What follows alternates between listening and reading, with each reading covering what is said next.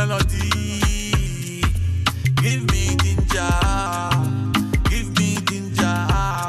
Make a quantum. I the quantum. Make a chantam. I the chantam. Baby girl, where your mother day? You dey go, you dey come, you dey go, you dey come, you dey ginger me, you dey ginger me, you dey ginger me. You dey ring me, you dey ring me, you dey ring me, you dey ring me, you dey ring my heart oh, you dey ring my heart oh. You dey ring me, you dey ring me, you dey ring me, you dey ring me, you dey ring my heart oh, you dey ring my heart oh. You dey drive me, you dey drive me, you dey eye me, you dey eye me. Turn me on, turn me on. Yogo, yogo, yogo, yogo zuna, yogo zuna. You make me forget how to breathe.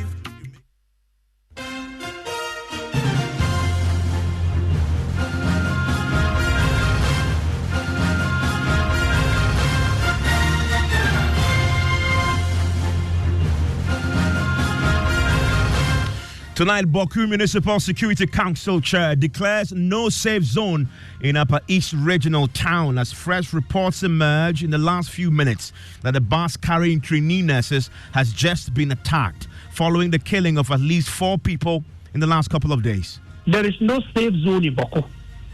Even me as an MCE, where I reside, is a very dangerous area. My life also is in danger. Wherever you are staying, your life is in danger. I see it as the most dangerous conflict ever in the world. We are live on the ground tonight amidst the ongoing violence. President of the Republic of Ghana, is it the Vice President, is it the Minister for Security whatsoever, they should take them away from Baku. We don't need them. Take them away from Baku. We don't need them. Leave us to our fate. It is our land. We can protect ourselves. We don't need them.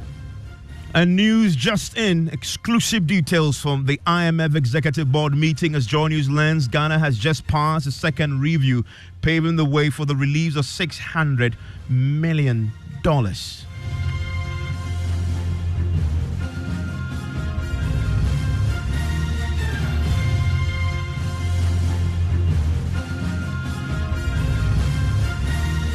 And hello, good evening.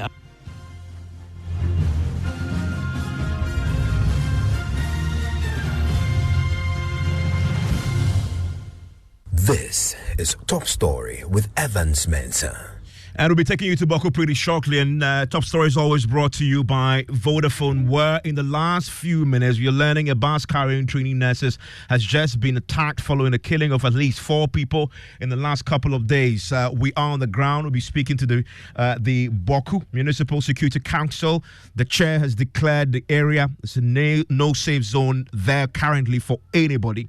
Our reporter will also join us. This is a fluid developing story. We go there pretty shortly. But also, first, we have some news just coming in, some exclusive details from the IMF Executive Board meeting that my colleague George Yafe has been following up for us, and he joins me in the studio with this. And George, all day we've been waiting for some news from this IMF Executive Board meeting. I made a point about second review. This is indeed the first review after the release of the initial $600 million. What do we know tonight? We know there's a major joint press conference at 7, but we're getting some exclusive details ahead of that. What we understand that the executive board met today. Ghana is not the only country that they review in terms of program performance, but what we understand is that Ghana was the first country that the board considered this program based on the report that the staff presented to them as to how Ghana has fared under the program. What we understand is that Ghana has passed this first review. What it means is that the board has actually approved almost $600 million to be disbursed to Ghana. Now, all other things being equal, it should take about 2 working days or even Monday or even Tuesday for that amount of money to hit Bank of Ghana's account. But yes, the fund or the board has approved Ghana's program, as in the first review we've passed it, but there were some concerns, and the concerns that they raised had to do with fiscal discipline in an election year.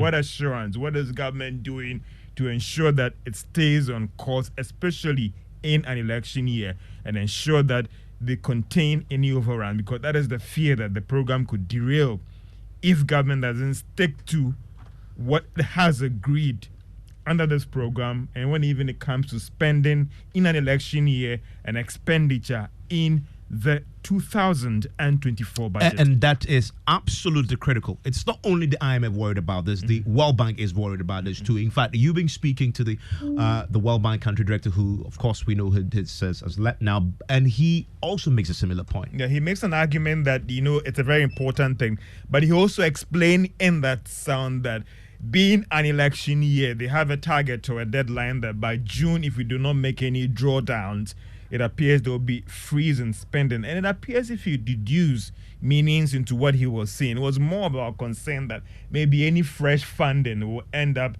getting into that budget overrun. Our policy is not to disburse budget support too close to elections. So it will be important that both the team and Ghana work very hard to get the conditions for the second operation early enough. If it's too close to the elections, we will find it difficult to disburse. Are you afraid of whatever new government taking over? That's why No. We are not afraid of anything. It's just a policy. It's a policy, but also perception. Because, we don't want to give cash to any government in election time. We all know election time is when generally there's what do you call that? Temptation or pressure to spend. I know, and it's a policy bank always does. We don't give budget support or even certain operation like cash transfers very close to election. But just to clarify, we're not scared of anything. If this government or maybe you have intelligence or whatever, and that's if there's a change in government. Recently, I met with His Excellency John Mahama, and it's normal as part of a dialogue. I mean, we listen to them, and the World Bank works with the government of the day.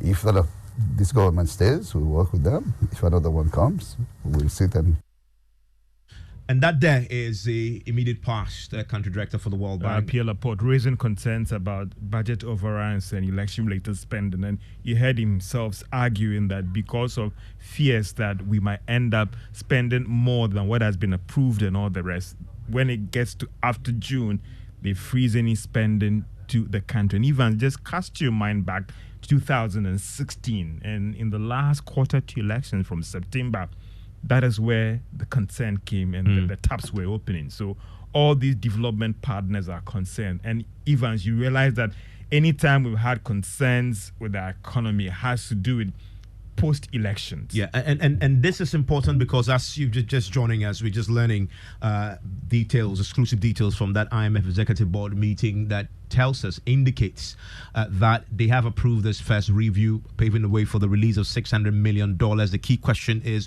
what is government going to use the money for? The finance minister has told you that projects will begin. Projects that have stalled will begin.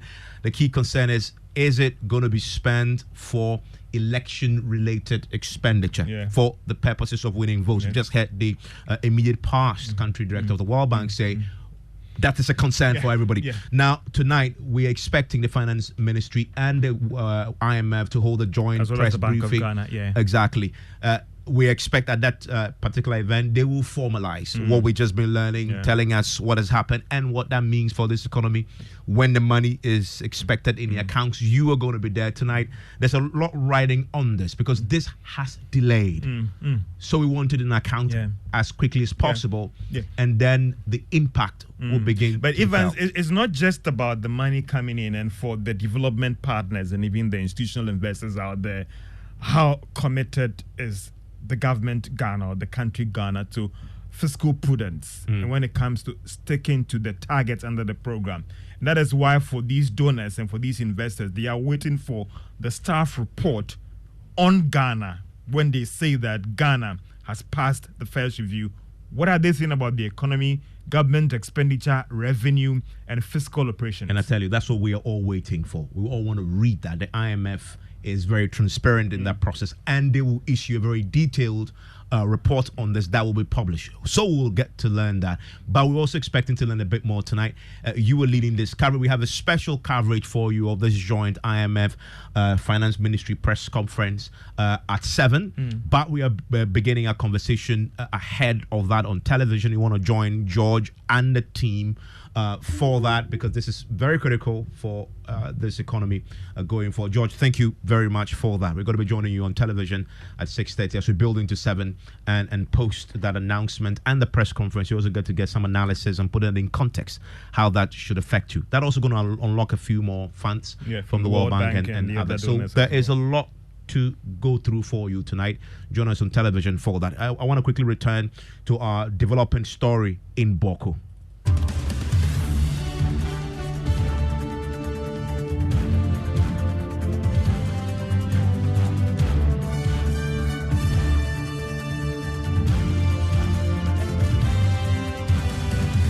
In the last few minutes, we've been working the lines to confirm what we're learning, that just before we came on air, a bus carrying trainee nurses was attacked in Boku, and this follows a killing of 4 people, at least 4 people in the last few days. We know that the chair of the Boku Municipal Security Council has declared the area a no-safe zone. He actually goes ahead to say he believes it's the most dangerous conflict zone in the world.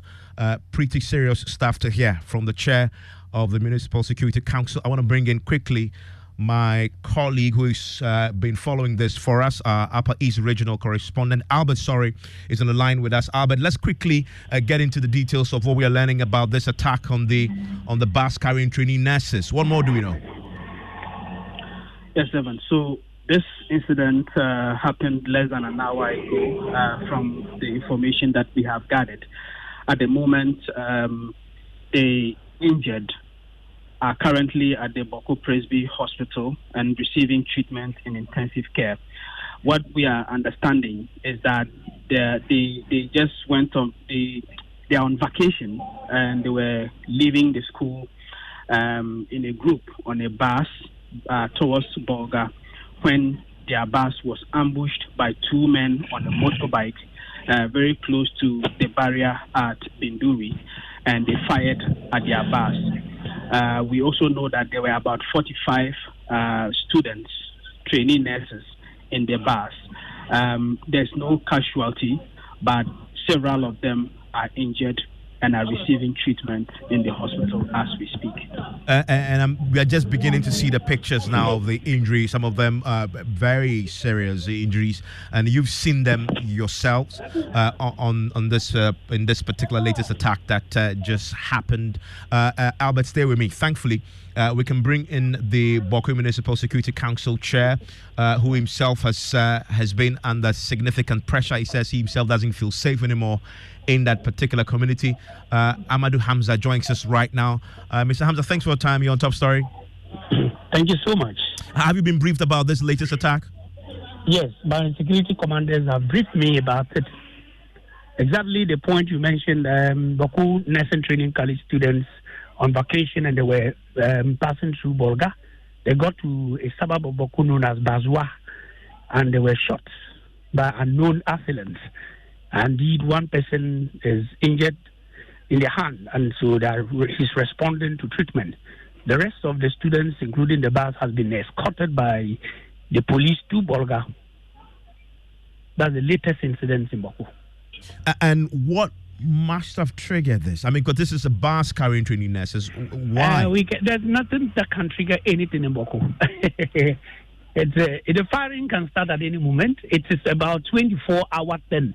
Anytime, any day, gunshots can just start without any cause, and that's it. You don't need to say that there's a cause or something that must have triggered another thing to happen. No, it is just like that. Boku has been like that. Any day, anytime, somebody can just get up with his gun and start firing at you. By the time the military or the police gets there, the person is gone. That's it. But knowing what you know on the ground, was this bus deliberately targeted?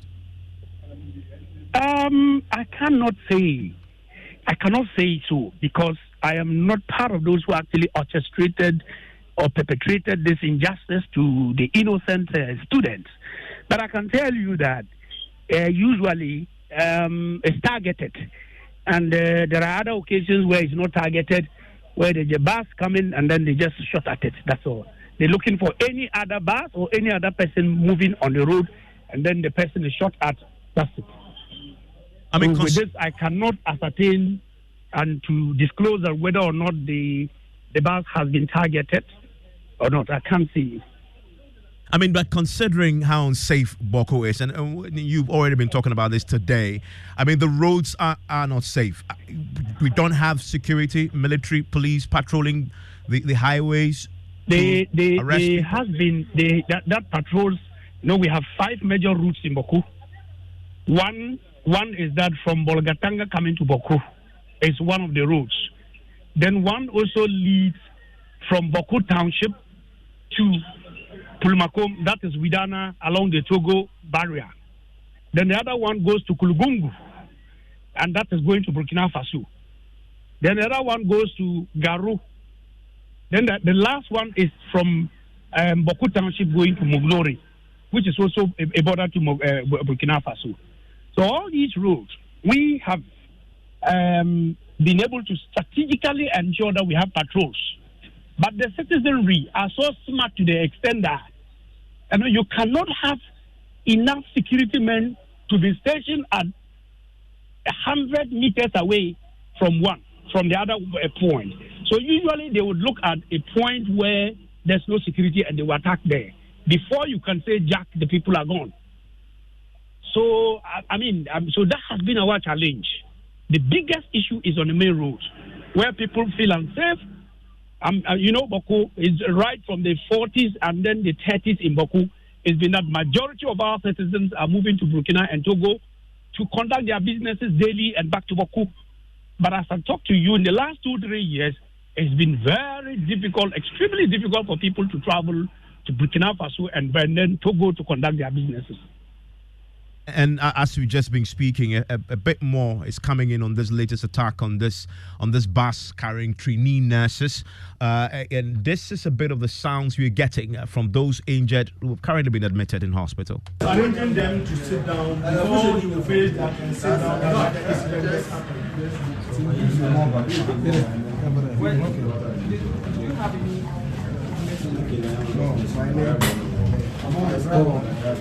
Nabia, Karim.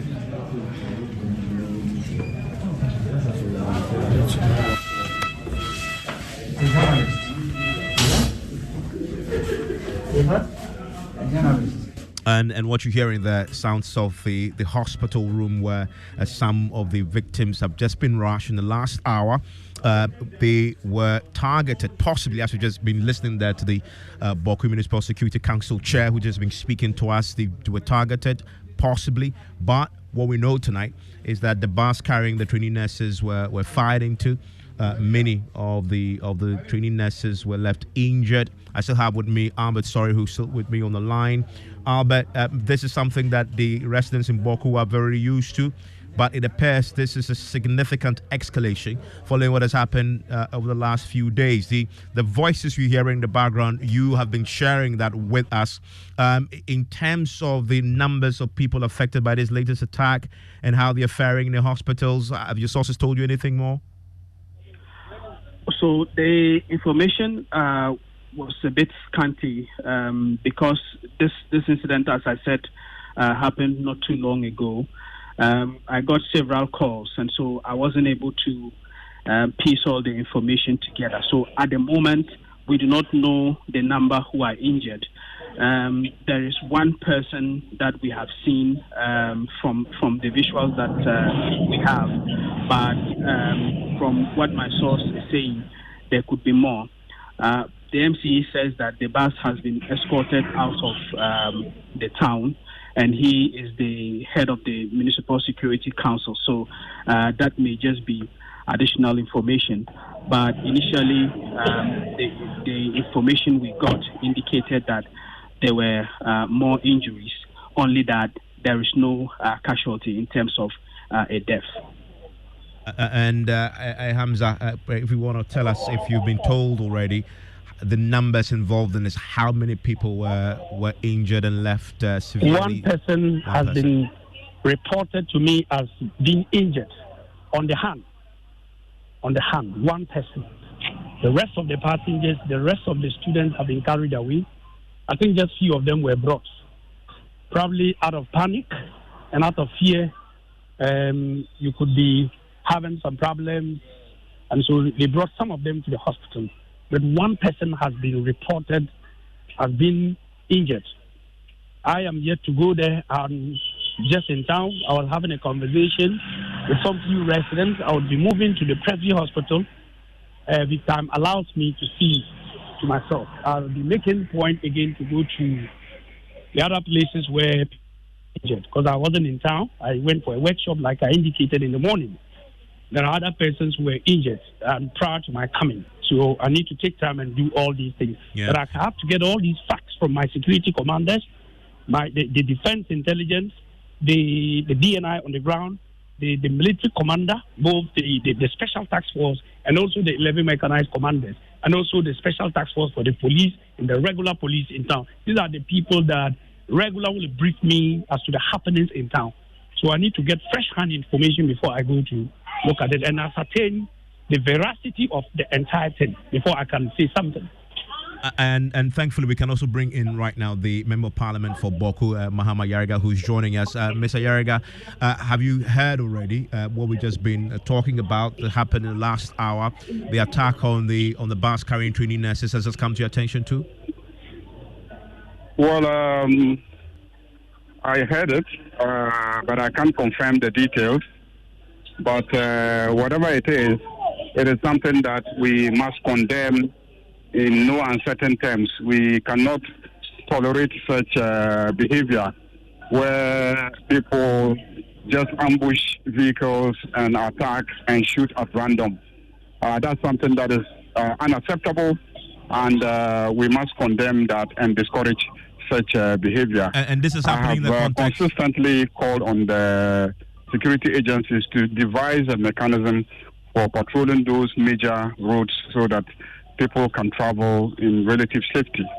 Yeah, and Ms. Ayaga, this is happening in the context of what has happened in the last few days with the killing of some of the residents. You have been very consistent in the last few days, making the point that you believe these were extrajudicial killings and the military officers were wrong in what had happened. You were demanding action. Have you received any assurances that something will happen to get to the bottom of this, if indeed these killings were not justified?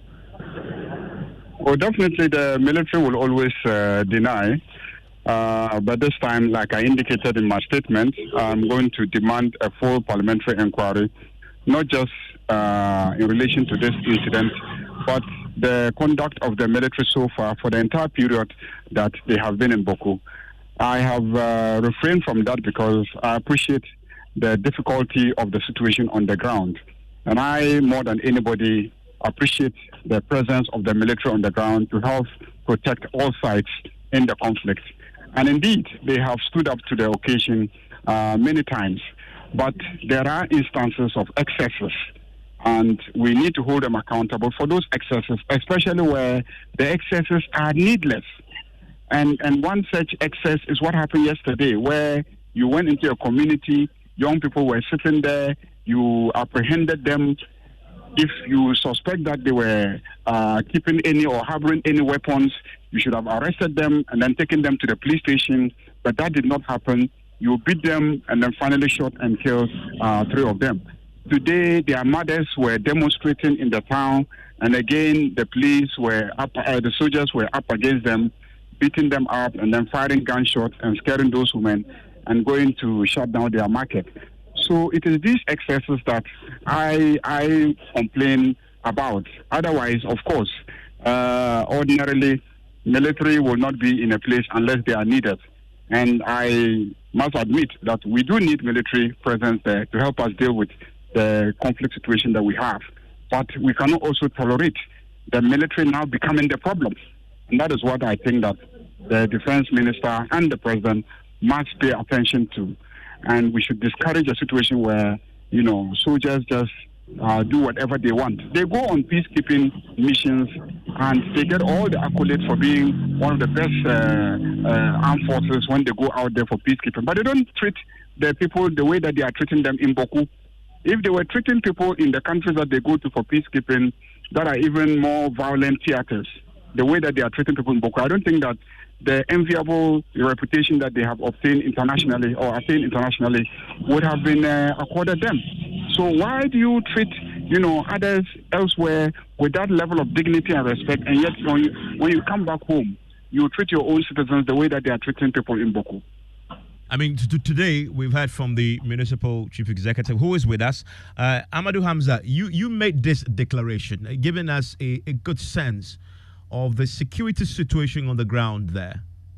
There is no safe zone in Boko. Even me as an MCE, where I reside is a very dangerous area. My life also is in danger. Wherever you are staying, your life is in danger. I see it as the most dangerous conflict ever in the world. I mean, Hamza, I listened to you say this, and the conclusion you come to is Boko is now a failed town, ungovernable, security is completely broken down. This is a failure of national security, is it not? Yes, if you say so, it's your own definition about whether or not it's a failure on the part of national security. But I'm just telling you, as a municipal chief executive, there is no place in Boku that is safe.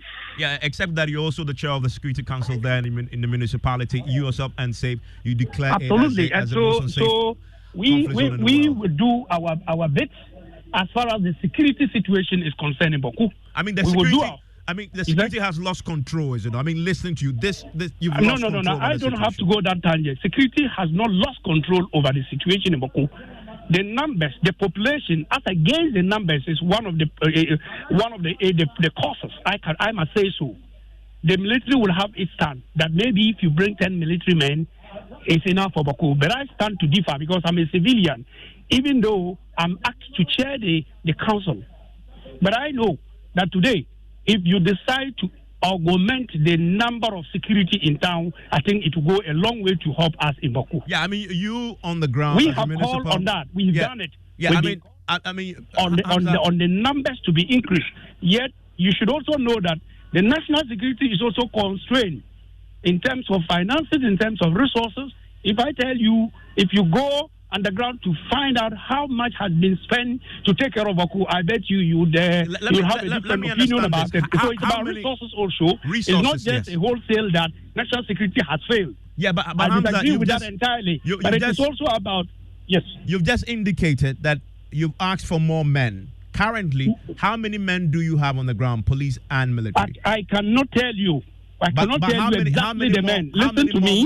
They are in different phases. We have the 11 mechanized which are already in Boko. We equally have the task force that was sent to Boko. So for me to tell you, and day in, day out, they keep on adding the numbers and even reducing the numbers, let me say so. So it will be difficult for me to tell you exactly the number of soldiers at Boko today. Some are supposed to go on pass, some are on leave, and some are also not well. So on the ground, if you see the number of Boku is a very large area as compared to 2008 conflict, you cannot compare it to today.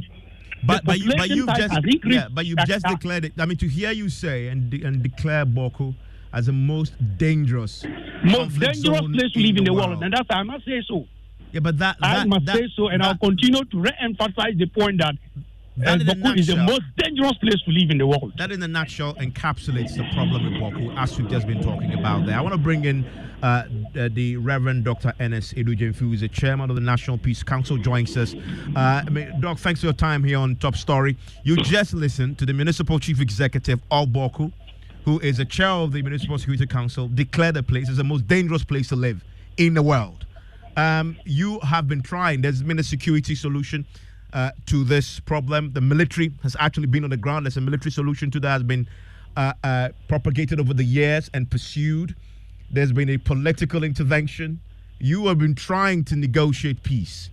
To hear that declaration tonight, it appears to me all that effort hasn't yielded much. This is a catastrophic failure of national security, but also attempts to just negotiate this. What's your own reaction to that declaration? Well, thank you, Evans, for having me on your program. In the first place, I think that we need to support the military and the police to bring stability to the area. Sometimes I think that the attack on the military and the police from the civilian public is strong. But if we lose them, then we don't have anybody there to help us to Absolutely. stability. That's a good point. So we need to support them.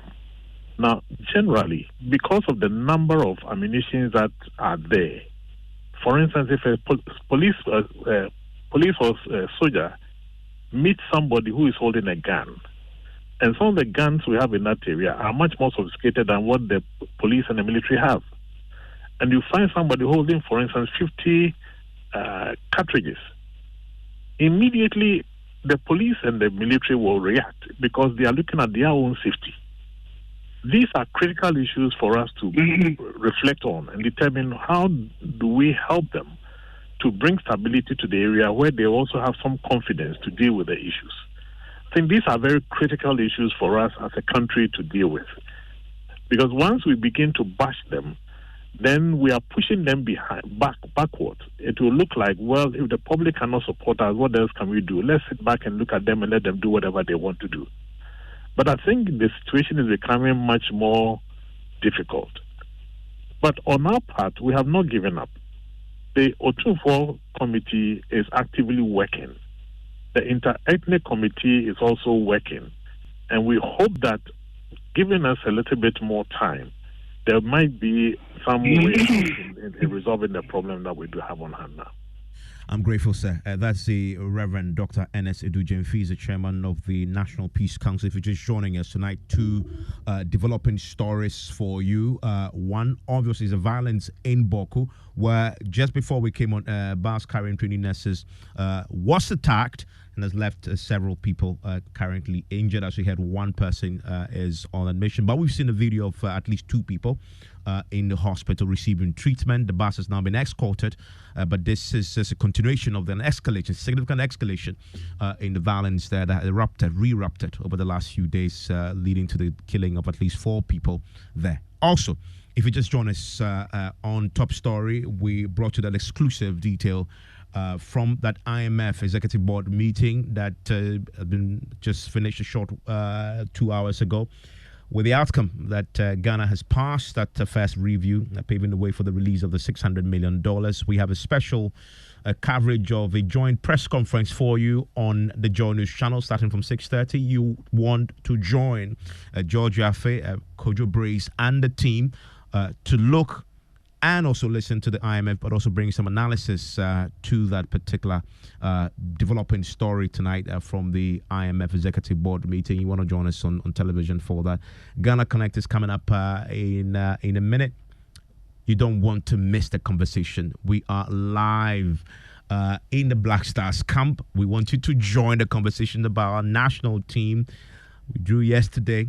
Hopes dashed again, but some say the mathematics may favor us in the end in our last game. Oh, I did like customize my tune. Because of what? You think say you buy Vodafone made for me bundle offers? Star 530 hash be the code to get the best value offers made just for you. With 1 Ghana cedi safe, you fit do some. Hey, brother Bernard, so you know Vodafone made for me bundles where you they hide them from me, eh? Oh, just dial star 530 hash. Vodafone made for me bundle offers go make you feel on top. Vodafone made for me cheddar cook some unbeatable bundle offers give you from voice data or voice plus data. I mean just for you. Make you just dial star 530 hash and subscribe to the Vodafone made for me bundle offers, or make you download the My Vodafone app today. No. Vodafone, further together.